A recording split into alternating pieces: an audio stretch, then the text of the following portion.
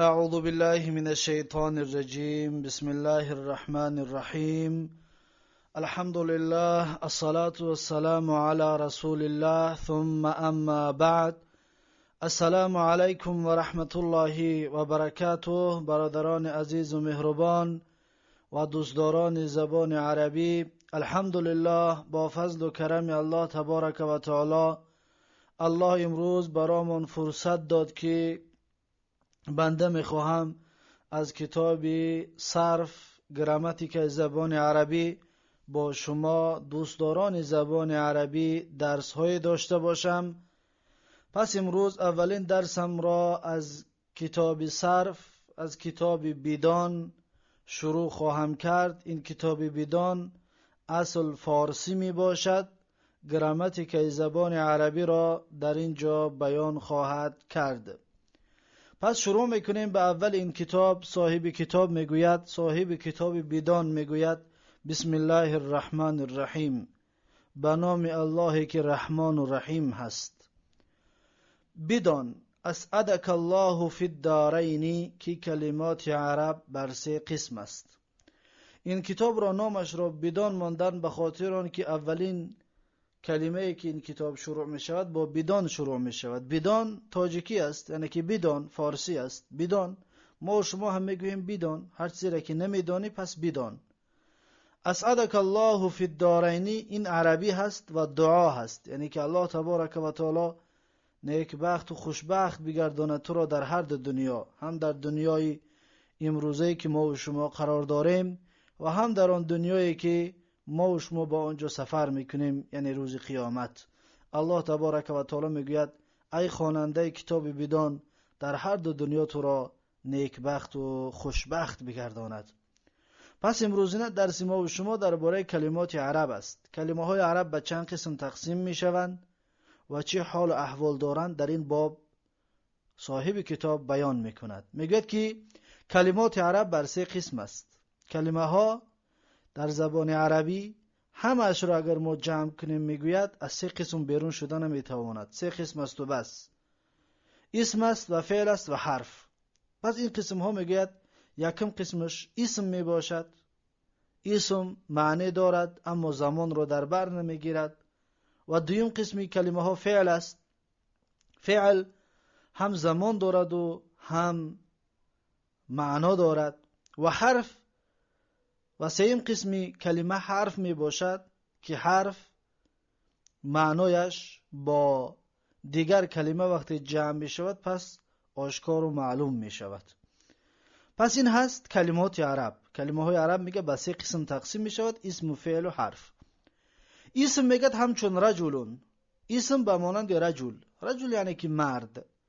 وقتی که ما مرد میگوییم پس این کلمه رجل گفتگی ما اسم است، فعل نمی باشد این و این حرف هم نیست و این اسم هست. و فعل میگه همچون ضربه. ضربه ببینید ضربه معنا دارد که معناش زد و همچنین زمان دارد که در زمان گذشته زد، در زمان گذشته. پس ضربه این فعل می باشد. حرف همچون من و عن و حرف باشد به مانند من و عن هست. من از و عن همچنین از و این حرف می باشد. چطوره که عالمهای صرف و نحو حرف را به دو قسم تقسیم می کنند. می گویند که حرف معانی می شود و حرف مبانی. حرف معانی همین من و عن، علا، فی، ربع، دیگر حرفایی که حرفای جاره شناخته می شود یا حرفای ناصبه و حرفای جازمه در گراماتیک زبان عربی شناخته می شود. اینها حرف هستند، اینها حرف معانی هستند. اما حرف مبانی باشد حرفای الف با را می گویند. الف با و تا و ثا تا حرف یا، اینها را حرفای مبانیش می گویند، یعنی که از این جمله کلمه بنیاد کرده می شود.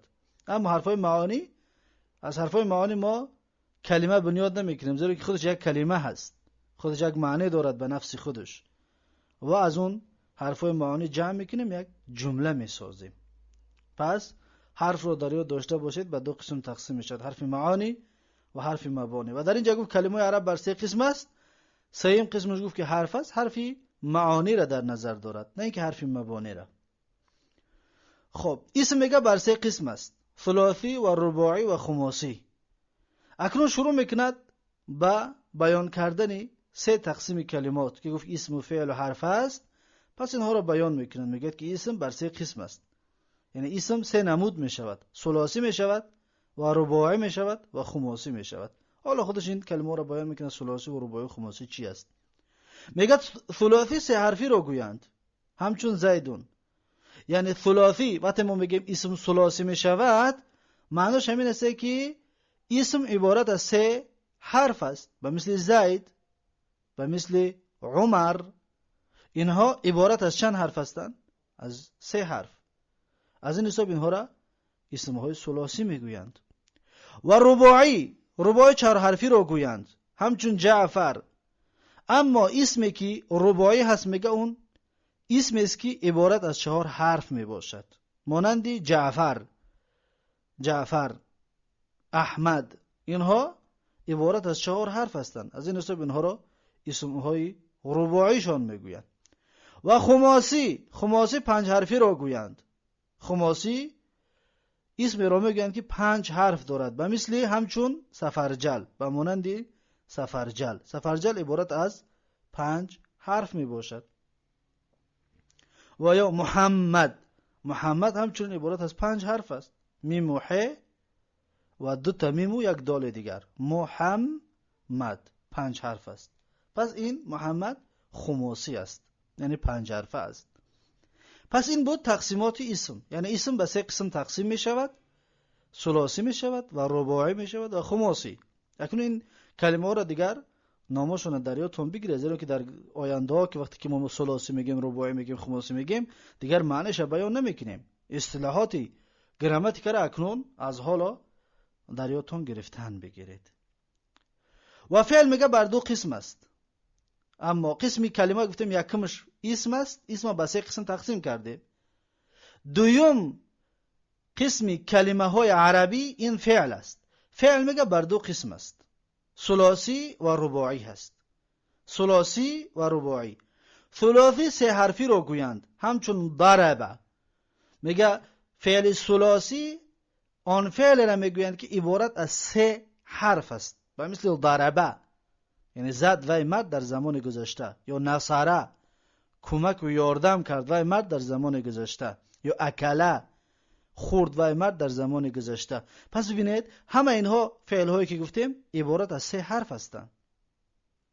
پس این را فعل های ثلاثی میگویند، فعل های ثلاثی.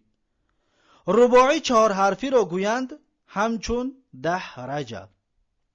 و اما میگد رباعی باشد، فعل های رباعی فعل های را میگویند که عبارت از چهار حرف باشد، و مثل دحرجه، به مانند دحرجه یعنی غلطانید یا جر کرد.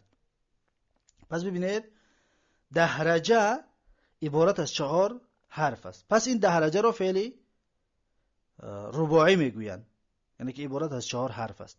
یا به مثل زلزله همچنین رباعی هست، یعنی که عبارت از چهار حرف که هست. از این حساب این را ما رباعی میگوییم.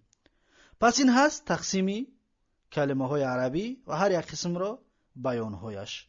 و خلاصه درس امروزه ما و شما همین است که کلمه های عرب بر سه قسم تقسیم است: اسم است و فعل است و حرف. اسم بر سه قسم تقسیم می شود: ثلاثی و رباعی و خماسی. فعل باشد بر دو قسم تقسیم می شود: ثلاثی و رباعی. فعل خماسی ندارد، فعل خماسی نمی شود. فعل فقط ثلاثی است و رباعی. اسم است که خماسی می شود، یعنی پنج حرفه می شود. پس این بود درس امروزه ما و شما که تقسیم کلمات عرب. و در اینجا این درس را به پایان می رسانیم و تا درس آینده ترازوی کلام عرب، یعنی که ما گفتیم سه حرفه و چهار حرفه و پنج حرفه میشه، اینها رو ما چطور برمیکشیم، از کجا بدانیم. انشاءالله درس آینده ترازوی زبان عرب را، میزان کلمات زبان عرب را با فضل و کرم الله تبارک و تعالی میگیریم و پس دیگر میتونیم که ما کلمه ها را هر جایی دیدیم برکشیم که آیا اون ثلاثی است، رباعی است یا خماسی. بارک الله فیکم و جزاکم الله خیرا و تا درس آینده الله حافظ و مددگارتون. السلام علیکم و رحمت الله و برکاته.